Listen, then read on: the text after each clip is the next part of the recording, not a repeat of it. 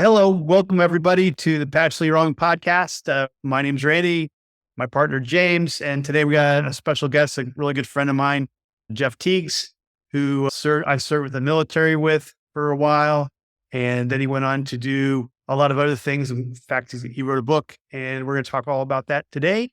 And first up, hey Jeff, why don't you just introduce yourself? Tell us a little bit about yourself, your military career, and what you're doing today. Yeah, thanks, Randy. Good to see you. I'm a Midwest boy, grew up in Wisconsin, joined the military in 1987. And then you and I crossed paths not too long after that, when it came to jumping into Panama, where we both saw combat for the first time. You were in 3rd Ranger Battalion. I was in the 1st Ranger Battalion. And then we went to the Primary Leadership Development course, PLDC, together. And we became fast friends. We definitely followed similar paths through our military career, but I'm surprised how we never actually bumped into each other downrange or anything like that. And so I concluded I had a break in service for college, came back in as an officer with a Ranger Battalion, went Special Forces, and then culminated at the unit commonly known as Delta Force. And after I retired at the end of 2015, you and I don't even remember how we got back together. Do you? Yeah, I do. But James is not the only military he knows is the baloney I've told him. So I don't know if he questions about his military career before he moved forward. Yeah, no, I was just wondering. I read your bio and it sounds super impressive, I have to say. I was just curious what a Delta Force lieutenant colonel actually does. I was asking Randy before we got on, okay, how senior is that? What does that mean in terms of the work that you were actually doing, to the extent you can tell us? I'd be really curious to hear what. Yeah. No, that's a great question. So when I first came in as enlisted, right, I was a team leader. I got out as a squad leader. You're in charge of about 9 or 10 guys. When I came back in as a lieutenant, you're in charge of a platoon, which is about 30 guys. And then you become a captain, and it gets bigger and bigger, right? An infantry captain is in charge of about 150 people. And I've never really been interested in being in charge of a lot of people. I really like the small unit tactics. I like the small unit relationship. A very impactful book that I read when I was young was called Mask of Command by John Keegan, a historian. And I'll never forget how he talks about a leader. When you're in charge of a lot of people, you have to have this mask. You can't just be Jeff, because you can't be that intimate. You can't have that level of a relationship with folks. And that I never have forgotten that. I've always wanted to be in leadership positions where I could just be me, you know what I mean? Warts and all. So that was part of the reason, when I became a captain, instead of going on into the infantry to run a company, I went Special Forces. Now you're in charge of 12 dudes. So a captain in the Special Forces is an operational attachment commander, and that's 12 guys with a couple of attachments. So I really enjoyed that style. And then once you become a major, you are eligible to try out for Delta. And Delta is a similar size to the Special Forces. We have different organizational setup where we're in troops and squadrons, but a troop is about 15 to 18 people. And then you have some support elements attached, and there's 3 troops in the squadron. And when you come into Delta as a major, you take over a troop. So once again, it's less than 20 people, 20-ish people that you're in relationship with, that you're fighting with, and it's your responsibility to get them prepared to go to combat, win while they're in combat, and come home safely. And then as you get promoted out of major into lieutenant colonel, now you're into these bigger responsibilities. So I did work at the unit operations level, which is at the operation size. It's about 5,000 to 6,000 people, where you've got all these different groups. So I was an operations officer working in that space. But even in that time period, I sought out these very small, intimate jobs where it was just me and a couple other people. And the last job that I had in the building, and as I was moving through, was more like a singleton job. So even as a lieutenant colonel, normally in the regular military, a lieutenant colonel is probably in charge of a couple thousand people. But one of my most favorite jobs that I had in Delta was I was in charge of one person. So that's one of the things that's unique as you move into Delta. There's all different aspects and styles of warfare. People think of the Army as lines of men and frontal force against frontal force, where there's a lot of peripheral stuff that happens with Special Forces. And then Delta is first SFODD, which is First Special Forces Operational Detachment Delta. So it's very much like a special forces unit that leverages all sorts of different diplomatic power, economic power, espionage, working by, through, and with your partners. So it's hard to explain what I did as a lieutenant colonel because even rank didn't really matter. Some of the most impressive dudes that I worked with in Delta, they were pilots. So the interesting thing about the organization is you can be anything. So one of the guys that had one of the most fascinating jobs that I worked with, he was like a Top Gun guy. He was like an F-16 pilot, decided he wanted to come to Delta. He gets there and now he's working all these other very complex geostrategic things in influencing how America is integrating with our partners in the Middle East. Some of my friends were mechanics or helicopter mechanics. One of my good friends was a hard hat diver that was in the Navy. So it's interesting, the organization, because they pick the person.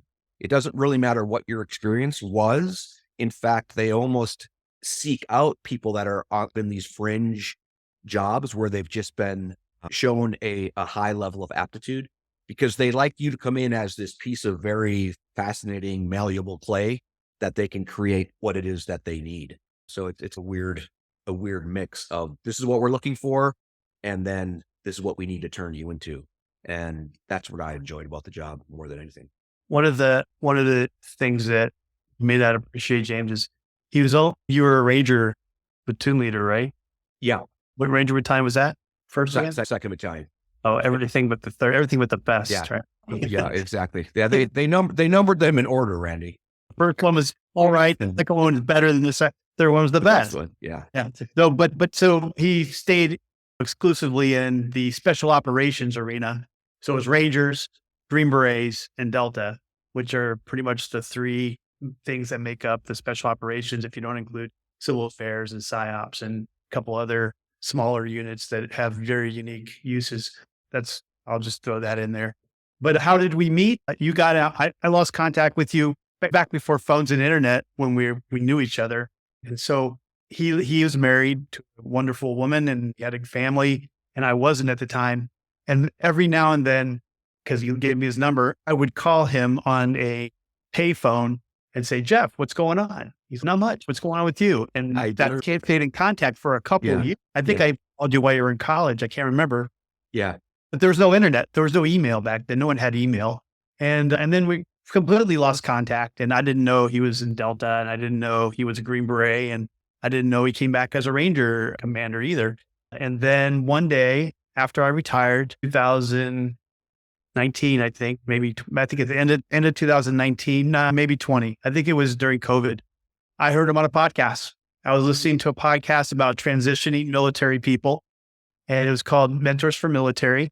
And he was talking about working for not what he does now. It's similar to what he does now, but a different organization called Guardian Group. And he was the operations officer for Guardian Group. And he was talking about what he did for the military, because it was all about transitions and what your new job is and how you got there. And he was talking about what he did for Guardian Group. And I had just retired like a year and a half ago. I'd started my editing career, and before I started my editing career, I wanted to help people who were being human trafficked, because I'd seen a lot of that in the Green Berets, and it really impacted me. I even wrote an essay about it for a scholarship that put me through school for my master's in creative writing. And I really wanted to do it. But when I got out and applied to all these organizations, all they wanted was money. They didn't want my manpower. And not to mention that I have very set skills. So I don't have the skills they need. So when I knew Jeff would work with me. So when I found him on Facebook or something, finally, I don't think he uses Facebook very often, but he must have glanced at it one day. And then we got on the phone and I said, hey man, I have the GI Bill. What skills do you want me to learn? I will spend a year learning them. I will help you however I can. He's, I don't know, we're just trying to get set up and figure it out. I'll let you know. And I said, one thing I do know how to do is I just did a podcast. And have you has your organization considered doing a podcast about what is human trafficking? I could be the dumb, I don't know anything because I don't, and ask you questions that maybe you think obvious, but I don't think they're obvious. and you answer them as the expert. And we can do that. And so like, let's think about it. So then he came back, let's do it. So we did it. I don't know how successful it was, but it was I think it was a pretty good overall of what was 10 episodes. And it was all the perps and the pimps and the victims and how it all fit together and why things happen the way they do. And we had a great introduction that I thought was awesome to it because I invented it, but it was still pretty good. And then that's how we met. And then we stayed in touch and he changed jobs a couple times and now he started his own thing. And we'll talk about that in a minute, but that's how we reconnected. And then he wrote a book and he had this book concept and he said, hey, would you mind reading this? I said, sure. And we worked on that for, I don't know, 2 years, 3 years, two years. And then he invited me down to his house in Oregon and we worked on it together there for a week or two. And then the following year, he invited me down to work on where we have to get back on it, a fiction book that we're working on. And but here's the thing though, with the military is I've known guys in the military for 10, 15 years that I don't keep in contact with. And we were great friends there and we worked together and we fought together, but we never bonded. But Jeff and I knew each other for a month and sometimes you just click with somebody. And it comes down to believing in the same things, the same values, the same morals, and you may have nothing else in common. You may not come from the same place or anything, or maybe that's a part of it too. But we just clicked and we'd look around at the other guys in our platoon I think we had a squad of like 12 people that we trained together through the whole course.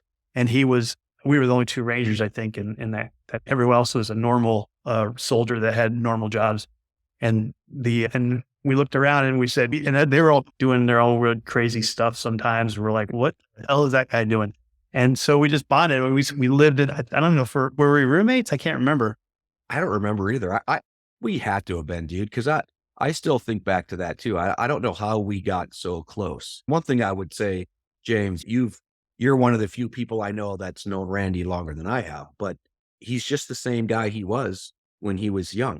Randy in his mid-50s is the same guy that he was when I first met him. We were 19 or 20 years old. You know what I mean? Like it's just, there's a consistency there that I really like. And yet part of that consistency is always looking for something else. Like one of the things Randy and I have in common is I loved my time in the military. I loved it. It was amazing. And I was driven, but it never really defined me. It was my career. I'm a soldier through and through and always will be one. But when it was time to take that uniform off and hang it up and do something new, there's all sorts of new passions and things that I look for.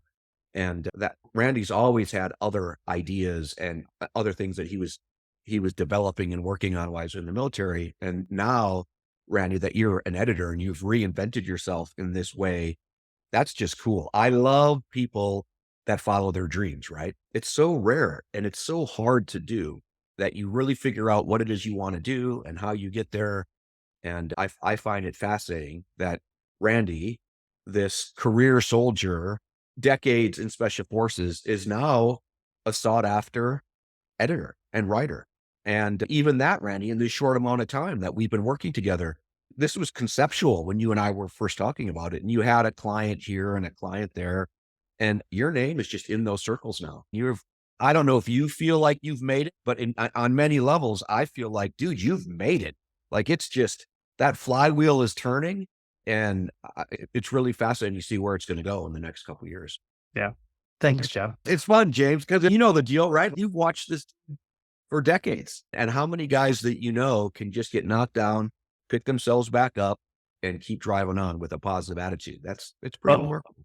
I got to share. So James and I went to high school and never talked again when we graduated.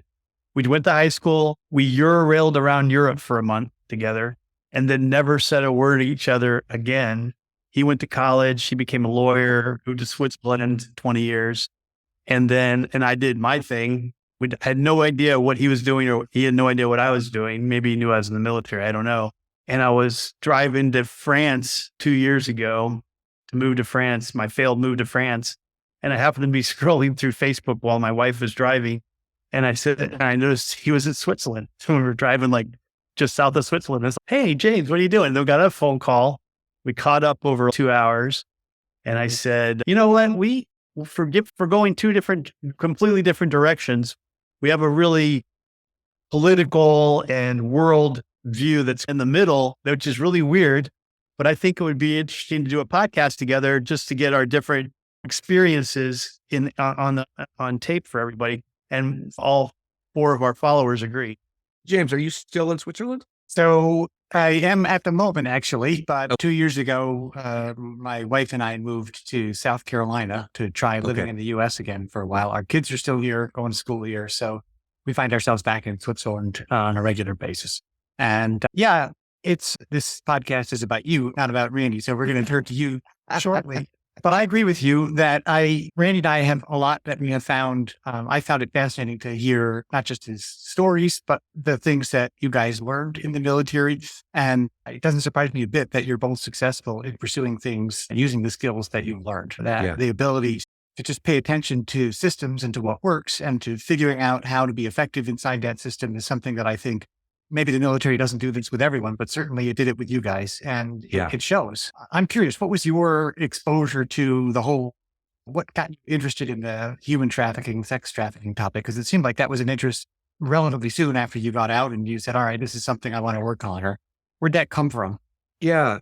So it's something like Randy was talking about in your world travels and in the wars we fought, we bumped into it. Even the very first time I ever even heard of the concept was in 1989 with Panama Just Cause.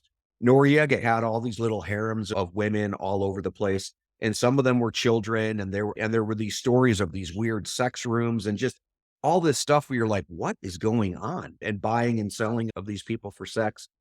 I had known about prostitution, right? Everyone knows prostitution and all of that. Even back when we were growing up in the 70s, there was a lot more street prostitution. You'd go downtown to Chicago or Milwaukee and you'd see all this. So I knew it existed, but I didn't understand like the depravity of all of it. I thought it was more really on the fringes. And I just dismissed that. Okay, that's a narco-terrorist kind of thing that they would do. And then I kept bumping into it. It travels throughout the world. So it really came to a head with Al-Qaeda in Iraq and the Taliban in Afghanistan, like buying and selling human beings for sexual pleasure. And then it just happened to be part of the fabric. And somewhere along the line, I slowly began to understand that this problem, this crime exists right here in the United States. It's just, it has a little bit different style to it. It's been pushed to the internet, even the buying and selling of prostitutes and johns and that exchange that you used to see on the street or these brothels and things that you still see all over the world. It still exists, but it's very rare now in the US and things that moved online. And I really felt a stirring. I literally refer to it as a calling. I feel like God was just thumping me on the back of my head and saying, hey, I want you to look into this and I want you to do something about it. And I really wasn't interested. And that idea came and went for a couple of years, really probably in about 2009 was when it first came to me. 2011 was when I really started to dig into it. And then by about 2013 is when I decided, okay, that's what I'll do when I get out. I ended up retiring at the end of 2015. And it's where I began to understand like what made me tick in the military. I love hunting bad people. I love setting the conditions where these guys are going to get trapped and caught. A good friend of mine used to say, even in warfare, the hunt is better than the kill. When people go hunting, they acknowledge and recognize they may come home with nothing, but it's the pursuit. It's the setup. It's me against nature. It's me against another animal. And it's me against another human. There's another saying that you hear out there. I think it's something like, once you've hunted men, everything else pales in comparison. And while that can be braggadocious and sound something Liam Neeson would say, or Sylvester Stallone, to me, the point of that is the hunting. It's not the killing of men. It's the hunting. It's this contest between good and evil, between a bully and somebody who is a defender. And that's why one of the reasons why we call the nonprofit I work with now Skull Games, because it's a game. And it's how I coped with warfare for so many years. Was I viewed it as a game of chess, sometimes a game of checkers, sometimes a game of chess, sometimes a game of risk. Sometimes it was a puzzle you were trying to solve, but it really was this competitive, hey, there's someone else sitting across the table from you. They're trying to win and I'm trying to win. And how do I set up the pieces to ensure that we come out on top? And I think looking at it as a game also helps you be one step removed from the idea that these are humans and these are lives that are trapped in the middle. And then especially in sex trafficking, these are children. A lot of times these are children that are being bought and sold and being sexually abused. So I think it's one way to cope with it, but it just fits with how I viewed other pieces. And then there was also a pretty infamous pimp named Iceberg Slim, who used to say, "Pimping isn't a sex game; it's a skull game." And once again, someone can read that and they can blow over that, but that's very important. The product that's being sold is sex, but the control and the manipulation is really in the mind. It's in the skull. And what these traffickers and pimps have been able to figure out and refine on the control and manipulation of other humans is quite impressive. And it's very akin to radical Islamism or cultish behavior or this type of human control. And how do you break somebody's mind where you have them captive, but not in chains or in bondage, and they're captive in their mind. And again, that's something that I had been fighting against and even being taught through the military how to protect myself from that. We go through these courses where if you're ever captured, how do you resist that type of manipulation and exploitation? How do you resist violence and torture and the mind control games that are going to be played? And it absolutely boggled my mind as I studied traffickers, how they are as diabolical and intelligent in breaking down another human's psychology as the North Koreans or the Iranians or Al Qaeda or ISIS or Hamas. What's happening out there is absolutely would boggle people's minds if they really could get their arms around it. So I think you're partly answering a question I had as I was listening to you describe this, which is how widely and how canny and how bad are the people that you've been pursuing and hunting, and how hard is it to catch them? Is it, I don't know if you can put any kind of perspective or numbers around it, or 90% of them just idiots and cogs in the machine and no special brilliance? Or is it really, you've got some very smart people here masterminding this thing? Some of the psychological techniques that you just described for how they maintain their control suggest that there's some sick intelligence behind it. But yeah, what kind of people are we talking about? I have only stereotypes to go on, right? You've got two extremes always. It's the person who's not very smart, who's just have a moment of time before they get caught, and then the person who really runs rings around their adversaries. Yeah.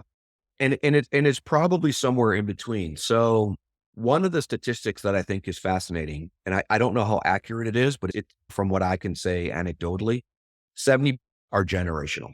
So they're learning it from their parents, from their dad, from their uncle, from their cousins. There are communities, James, in the world, and very specifically in the United States, the entire neighborhood is selling women and children, like an entire apartment structure, an entire block, an entire neighborhood. It's what they've been doing for years and years. So I wouldn't say that it's necessarily sophisticated and intellectual, but they've figured it out. You know what I mean? They figured out how to work through this. What I think is sophisticated, it's so much predicated on things we need anyways. It's like people are looking for love and esteem and someone to take care of them and to feel secure. So all of these things that make us bond with each other are vulnerabilities. And when you find a partner that loves you and wants to take care of you and will build you up, that's how you find a partner. You find a spouse, you find friends, you find girlfriends, boyfriends, etc. Because we all have that innate requirement for relationship. It's something that they just exploit. And then any other vulnerabilities that you throw in there, where if it's poverty or if it's already some sort of abuse happening in the home. But it doesn't have to be. I would say when you're looking at a stable of girls, and a stable of girls is statistically about 5 to 6 girls. So a trafficker is going to have about 5 to 6 women that he's controlling.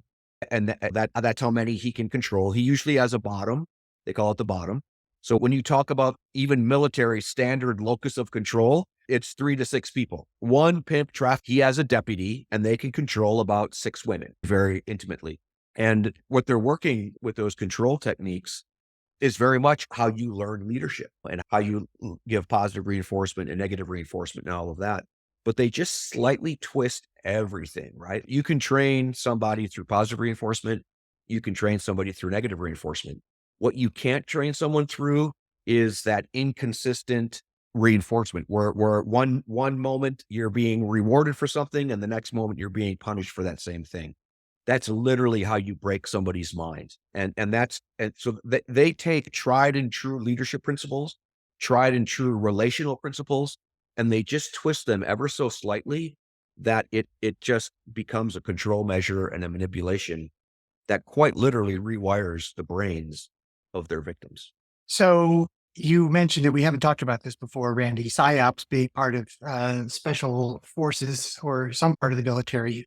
I get the sense, just looking at how things are communicated across the world today, that there's a great deal of propaganda and psychological operations being performed on average citizens, just right across the board, all around the world. And there's maybe good reasons for doing that. But it leads to the question, at what point do you say, hey, look, some things went wrong in this person's background, but I can't say they're being held against their will. They've had bad luck, bad circumstances, but they're actually not being forced to stay there. When is it clear to you that something not just immoral or improper has gone on, but illegal, where you can say, all right, and how do you get past difficult issues of proof? And it sounds to me like it's a rather gray and messy area where you can look Yeah. on it and say, this is terrible. But at the same time, Yeah. maybe there's different degrees of terrible. Yeah.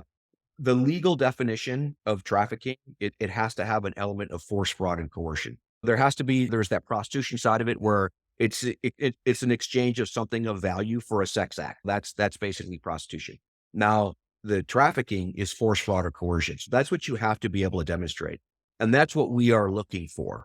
And force, fraud, and coercion is outlined. It's defined in section 5091 of the law and all this type of stuff. But even if you just thought about it, what is force, fraud, or coercion? And that's the evidence that we need. So it really was a good question, because the manipulation and the control, parents ask me this all the time.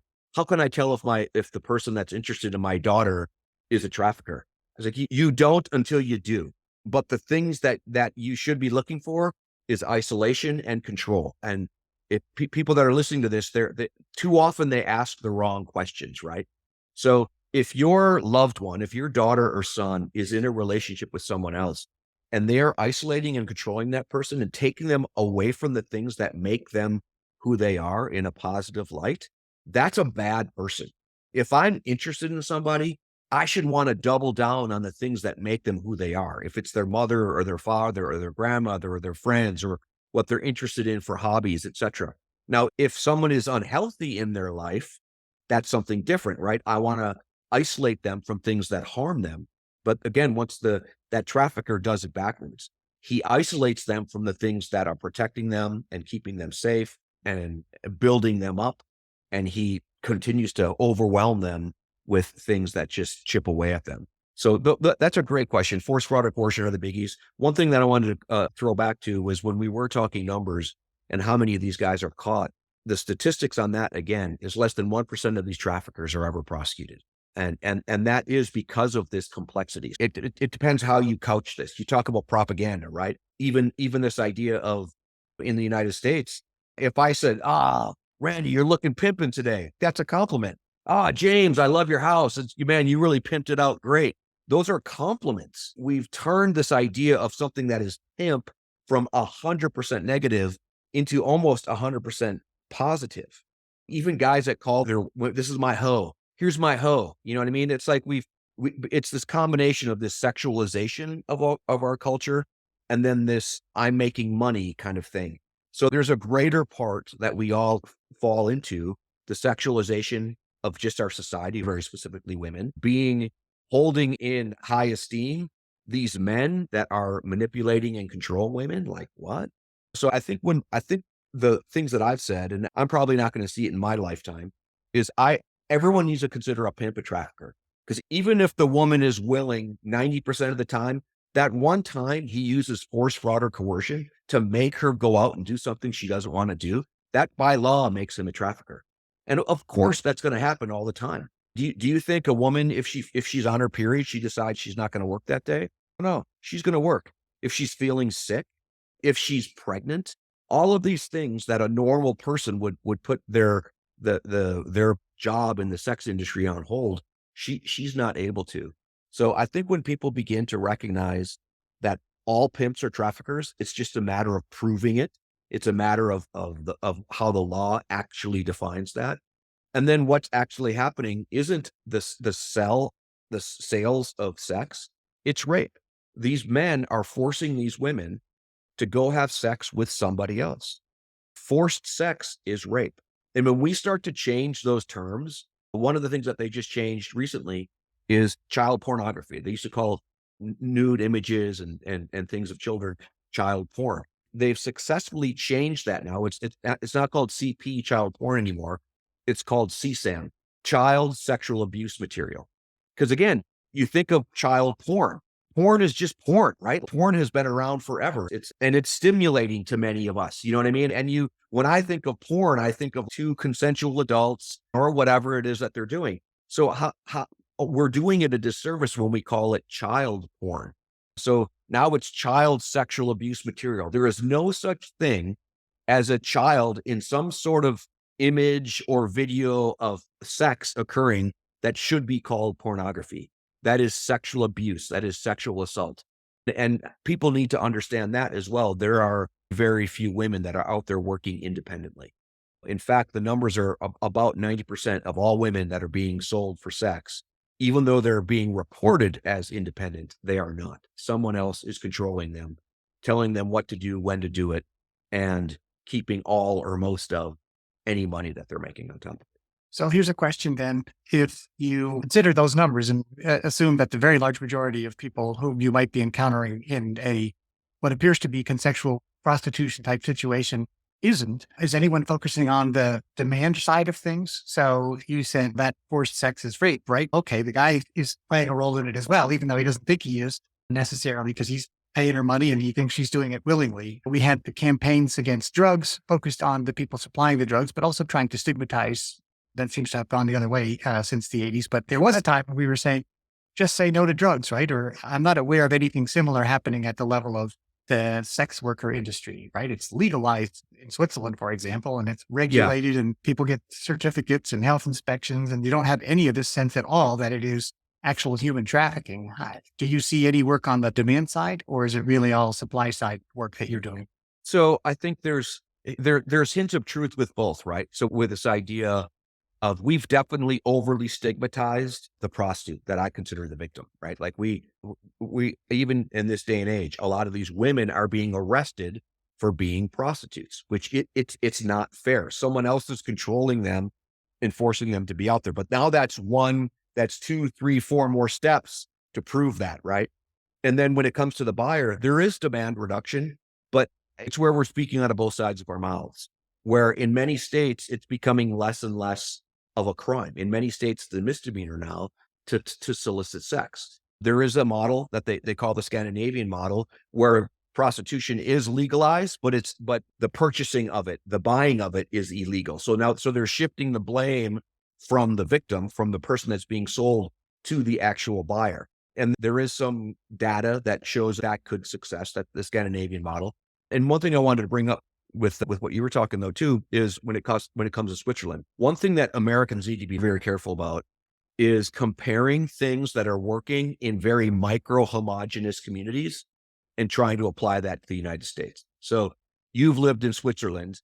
What does the diversity look like in Switzerland compared to the Bronx or Chicago? Or like the diversity that we have and these clashes of cultures and all these different things. And then it comes to crime. What does crime look like in Switzerland compared to the United States? They are apples and oranges. So that's one of the things that I always caution people about when they're looking at Scandinavia, or they're looking at the Netherlands, or they're looking at Switzerland saying, see, it's working there. It's okay. It's a different society. It's a different culture. You know what I mean? There are places in America where you probably could get away with legalizing prostitution. You know what I mean? But you sure as hell can't do it in our big urban cultures. It would absolutely go to hell in a handbasket. And and I don't have an answer for that. It's just who we are. We are an incredibly violent society. We just are. Americans are very violent. And when that violence drifts over into sexuality as well, you've got a really nasty cocktail.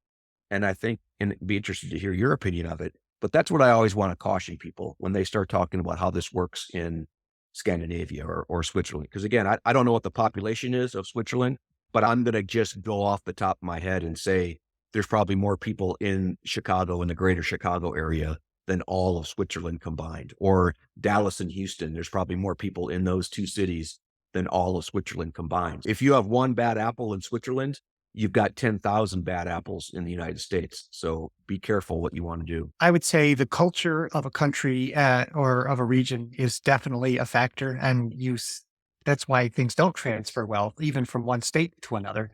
Yeah. The U.S. has an advantage in the state system and the fact that many things are regulated at a state level, which allows for experimentation. I would also say that it's a little bit defeatist to say, hey, look, Switzerland or the US is unlike any other country, so don't come talking to me about your ideas because they won't work here. That's interesting, but shouldn't we also be open to learning about ideas and trying out ideas? And maybe you don't adopt a new federal law that says, okay, now all drugs are going to be legal everywhere. Maybe you test it out a little bit more softly first. But I agree with you. There's the reason for mentioning it was simply to say, have we focused on the demand side? And is that a promising pursuit? I spent most of my career in a management role where I was responsible for legal, where we had tens of thousands of employees all around the world who a certain proportion, you know this as well as anybody, at any given time are going to be having bad thoughts and doing bad things. And how do you find those people and properly incentivize them not to do it?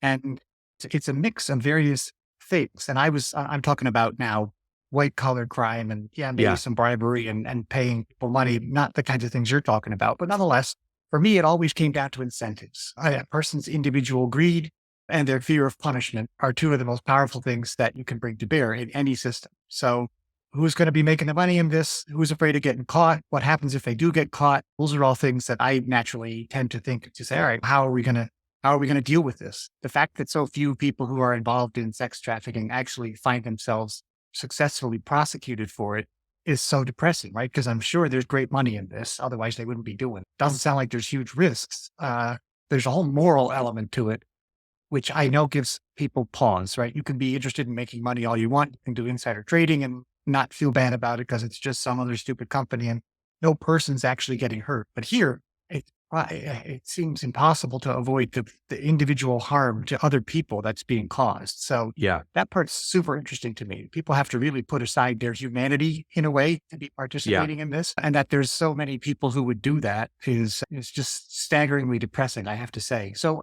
how do you pick, if I can ask Jeff, which prey to go after? That's probably the wrong word. Which people to pursue, which issues to pursue, where to prioritize your time and efforts? Is it parents who come to you? Is it law enforcement that comes to you? Do you pick it yourself? How do you find targets?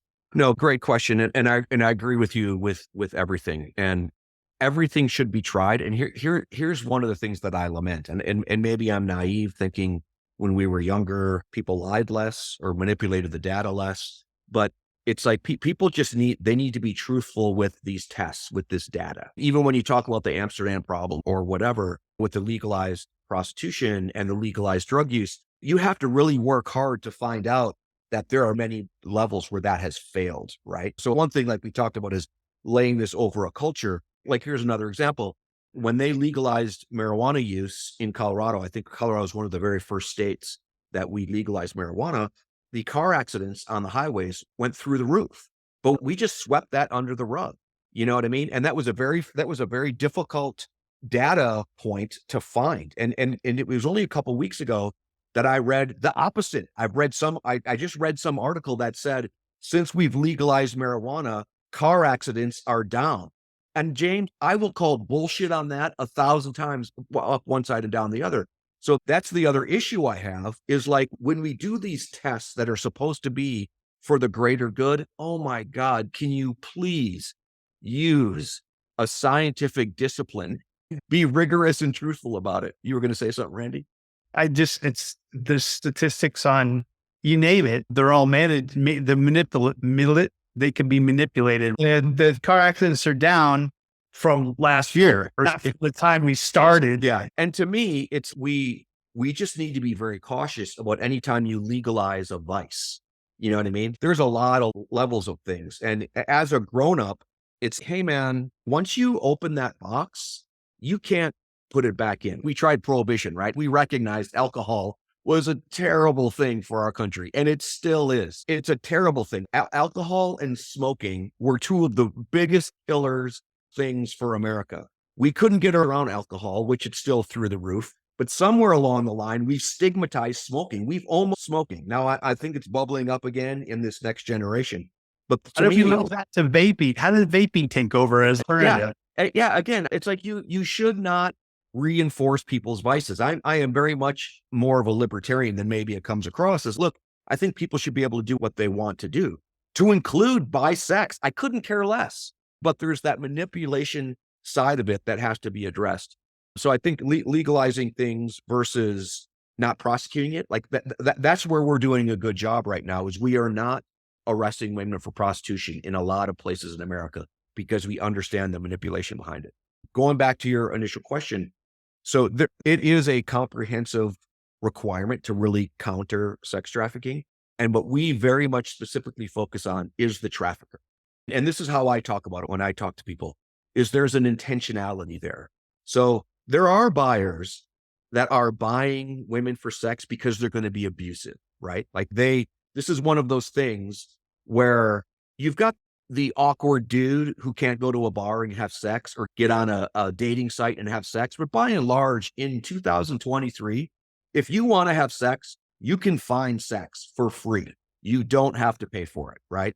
So why are people paying for it? And there's a number of different reasons, but one of those reasons is because they're doing something that isn't acceptable to most normal human beings. It's violent, it's degrading, that kind of thing. So when they pay for it, they think that they can get away with it. While I don't defend the buyer, many of those buyers are not intentionally trying to harm that victim, right? They are also in this that here's a grown woman, she's selling her body and I'm purchasing it. God bless America. Same with these victims. They aren't intentionally trying to hurt someone. The one person in this triangle that's intentionally trying to manipulate, control, and harm someone is that trafficker. And he is there's the least amount of attention pointed to him. So while I do believe demand reduction is important, I do believe all of these other things on how you build up communities, et cetera, we have got to put traffickers behind bars. And that's where, when on one hand, when it is depressing, 1% of traffickers, but here's the thing, James, imagine of this fertile, like you've got blue ocean, red ocean, these concepts of business, right? Like 1%, imagine if you could go to 2% and then 4%, then 8% to 16%. And somewhere between 16 and 20%, that's going to be a seismic shift, because now you're going to have young men who are growing up in urban communities who think, look, I can sell drugs, I can join a gang, I don't really have any other options. It seems like selling women, manipulating, exploiting, and selling women is probably my safest bet. What we're beginning to change the calculus is, no, dude, it's not your safer bet. You're getting more time for selling a human being than you are for drugs or for guns. And we have those laws in place in the United States. There aren't a lot of places that are employing them. And one other thing I want to touch upon, because it's just so complicated, because like you're aptly touching upon, there's a human nature aspect of this that's just there. There's a community and a culture and all of this. And on with the Johns, what we used to do in many places was using the shame method. So if the guys that got arrested for buying a prostitute, they would be put on TV. So here's Jeff Tiegs with my booking photo, and then, or even literally in these big cities, it would be a billboard, and there's 30 guys that all got arrested last week for soliciting a prostitute. And that had a good impact because guys didn't want to be on that billboard. But here's the unforeseen cost of that. The little kid who's in the bus on their way to school, and everyone sees their dad on that billboard. So we had families that were going to law enforcement and government, city governments and county governments, and saying, please stop doing that. Please stop putting my husband's photo on TV. Please stop putting my husband's photo on this billboard. He did it. I didn't. He did it. My kids didn't. And because you're making this so public, it's harming us. I don't know of a single city anymore that really works that side of the demand reduction. And that, to me, in the last 5-8 years, was probably the most impactful effects that we could measure, is when you were publicizing these men that were getting busted for purchasing sex, you could see that demand plummet. But that unforeseen shame and all these other aspects that happen to these families and communities, it's really hard to make that decision.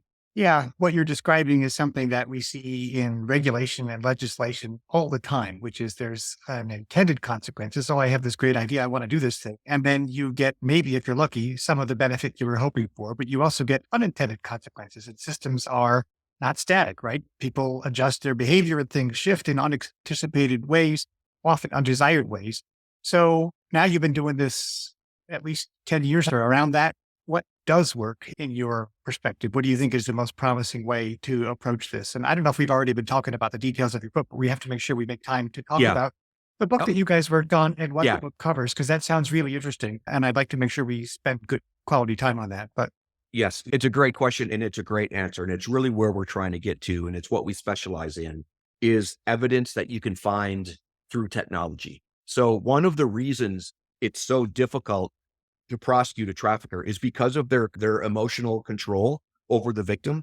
The victim doesn't testify, or even if they'll testify and they'll still lie and take all the responsibility. So the victims of trafficking are notorious for being terrible witnesses, and it's all by design, because part of the strategy that these traffickers do is they create terrible witnesses. They turn their victims into felons. They turn them into liars. They ensure that they're doing all sorts of little petty crimes and getting caught and selling drugs on their behalf, so that when they sit in the box, you have that defense attorney who's just tearing the character of this victim. So what we've been able to see, so one of the reasons this crime has exploded so much is because of the internet and the way that people can communicate. That leaves a bread trail, that leaves evidence. So what we've been doing and what's working hugely is, man, that victim doesn't take the stand. It's all of that communication, that force, fraud, and coercion that's all being demonstrated through WhatsApp or Facebook Messenger or in other text messaging. Because when you see the text that says, "Hey, daddy, I don't feel so good. I need to come home." And the guy says, "Fuck you. Did you make your stack? You're not coming in until you got 3,000. She's like, "Oh, I'm a little short. I got 25. Get the fuck back out there. I'm going to beat your ass." And they are that brazen in this technology. So a lot of what we're doing, James, is just finding enough evidence of force, fraud, and coercion. And that's verbiage, that's emojis, that's all sorts of other things where a judge will look at this and say, "Hey, I think this might be force, fraud, or coercion. Hey, police person, hey, detective, I'll sign this warrant for you to get into this text messaging, into this SMS." And then once they're in there, so the future of this is you're protecting and defending these women, and they will never take the stand. Even before you arrest this trafficker, you already have a case that's made on all of his communication back and forth. And we're slowly getting there. And that's a requirement to educate judges, district attorneys, because even when you talk about DAs and lawyers, they don't like these cases because you don't win them. You know what I mean? You have to be one of those rare lawyers I'll take a losing record. You know what I mean? I'll be 4-7 because somebody has to protect and defend these women. But what we're finding with the technology is it's so damning that a lot of these guys are taking plea bargains. And the laws that we do have in effect, they actually call it football time. So when you get busted for trafficking, like you're getting 10, 15, 20, 30 years. If they're able to really demonstrate a level of violence, or if you're getting women addicted to drugs on top of trafficking, these guys are getting 100 years. But it's an education of the system for somebody to work in and pursue that. So to me, the future is leverage the technology that's out there, beat them at their own game, because at some point they shift from pretending to be a boyfriend and luring this girl into being a heavy-handed manipulator and controller on a technology device. And we can see it, and it becomes evidence, and that'll put them away. how do you do it? Yep. How do you actually get it? Is it, you're talking about steps prior to law enforcement being involved, after they're involved? I don't know. If you can't reveal it, then that's also fine, because we don't want to give away anything that'll have bad guys. Yeah, no. So there are women being sold online all over the world, and they're usually called escort sites. They're escorts.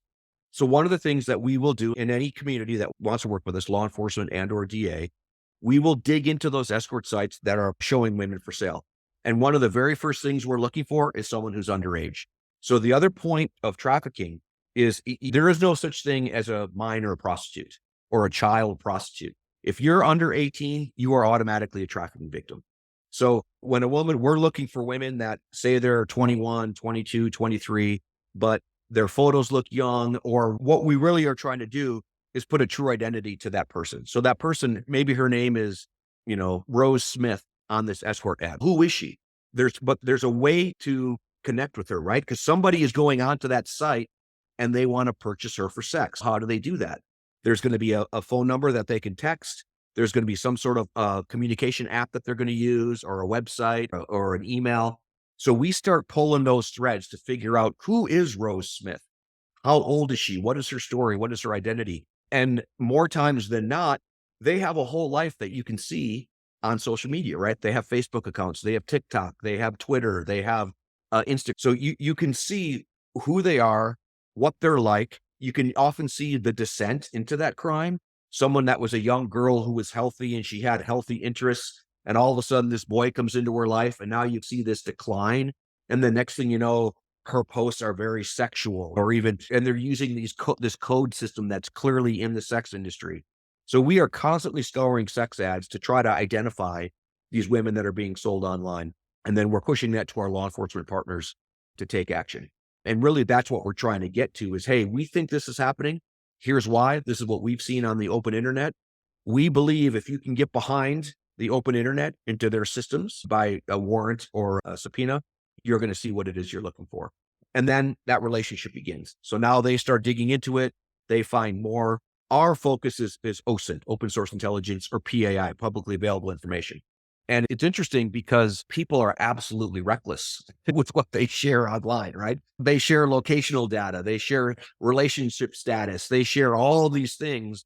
And our team is specially selected and trained to really understand OSINT and pull all of these different threads.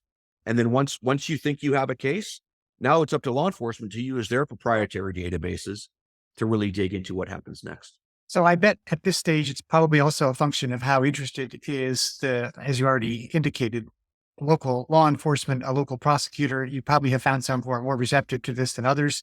How does this work out from a jurisdictional perspective? Is it always state? Is this federal? If you have people crossing state lines, can you find other people who are maybe more interested in pursuing it as a policy matter, not worried about the win-loss ratio? I'm just curious who are effective partners in your experience, who really are good to work with.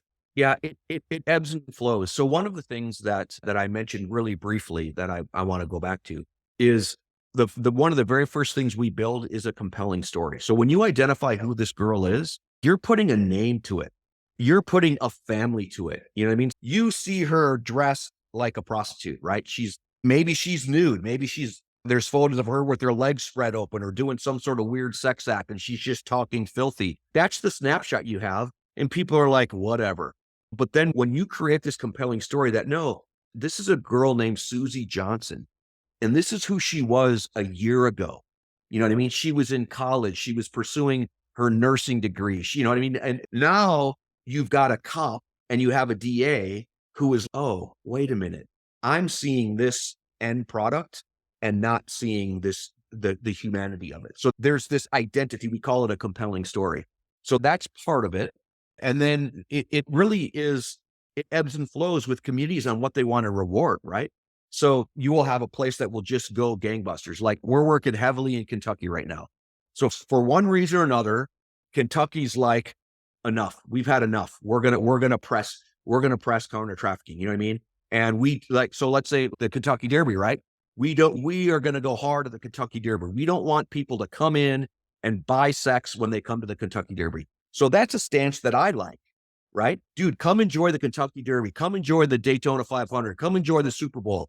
Don't buy another human being for sex. To me, that's a really nice platform to stand on. Sometimes people will take that platform, and other times they'll be like, yeah, we don't want to talk about it. Like we know it's here and we know it's a problem, but let's not advertise it. So let's not prosecute it. So it really depends on what a DA, what those local politicians are interested in the stance that they're going to take. And that can turn like that. Like the town that I live in, It's a tourist town. And we had a couple of years where we were stomping traffickers because they were coming in from LA and other parts of California. And our stance was, come to this town and enjoy our rivers and enjoy our mountains. Do not come here to buy or sell women. And literally overnight, our district attorney decided he just doesn't want that type of a spotlight on this city. And we stopped prosecuting. And we haven't prosecuted a trafficker in my town in 2 or 3 years, maybe probably more than that, since before COVID. So it really ebbs and flows with the personalities. Going back to the magic combo is a DA that wants to get after it, a local law enforcement type, either sheriff or police, and then a Fed. And the people that the feds that have the kind of the widest range of autonomy is Homeland Security. So they're called TFOs, task force officers. So Homeland Security, by and large, has more of the responsibility for counter trafficking in the United States than the FBI. The FBI is very much involved with the CSAM, the commercial sexual abuse of minors and child sexual abuse material. So they're really looking at all of the imagery and the videos that are coming in. Homeland Security is doing much more of the work on the ground in that space of the 15 to 22-year-old. Because even when you're talking about commercial sex trafficking and the escort ads, it's not that there's a huge group of men that want to have sex with a 12-year-old. The younger the girl goes, the fewer men would even entertain that sex. But the traffickers are targeting 15, 16, 17-year-old girls because they're just easy to manipulate and they're easy to control. They're too naive. And it's that sweet spot of their vulnerabilities at its highest, right? They're looking for their own identity. They have a burgeoning sexuality. They're looking for security and a way to make money and a young man that's going to be interested in them. So like you talked about, it's almost a byproduct. Minors being trapped in commercial sex trafficking is almost a byproduct of human development than actually the demand. And the kind of the way we break it up is you have 3 types of person. That the pedophile that's looking for pre-development, that ages out at 8, 9, 10 years old. And then the guy that's interested in the development side of it. So now you're looking at 9, 10 to 15 years old, 16 years old. And then you have the normal male, right? Who wants a fully developed, and that is by far the largest market that's out there. But when you can find a 12-year-old that looks like an 18-year-old, that's a lot. And just to throw one other thing at you that I was not prepared for was there is a heavy recruitment in women that are mentally handicapped. I don't know if that's the right term anymore. I don't know the word that we use, but they're 24 years old, but they've got the mind of a 5-year-old or an 8-year-old or a 10-year-old. We just picked up a case. We literally just picked up a case. This woman's 22 years old. She's got the mental capacity of a 5-year-old and she's being sold for sex. That's going to be a tricky one, man. And I have yet to see any case in the United States where they have tried a trafficker for a woman who's over 18, but her mental faculties are younger. So again, how many people want to have sex with a handicapped woman? Not that many, but she's so easy to manipulate and control. It makes it worth that trafficker's while. And that's just a level of evil that I think it's pretty out there, man. At least when we were talking about before, Al-Qaeda and ISIS and a bunch of these radical terror organizations, many of them believe in the dogma. They believe there's something in the afterlife that they're going to be rewarded for. Man, these traffickers that are abusing children and selling handicapped women, man, it's just pure evil and greed. Yeah, it's hard to see it in any other way. We'd love to hear what you think, so please comment on the show with your thoughts. We read all of your comments. Thanks for joining us, and thanks for subscribing. See you next time.